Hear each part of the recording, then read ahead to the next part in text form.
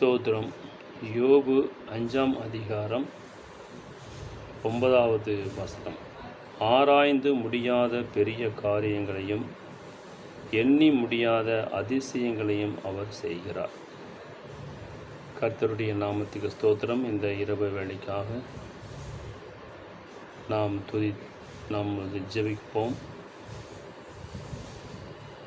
அன்பின் நிறைந்த ஆண்டவரே, இந்த இரவு வேளைக்காக உம்மை துதிக்கிறோம். ஆண்டவரே, ஆராய்ந்து முடியாத பெரிய காரியங்களையும் எண்ணி முடியாத அதிசயங்களையும் அவர் செய்கிறார் என்று சொன்னீரே சாமி.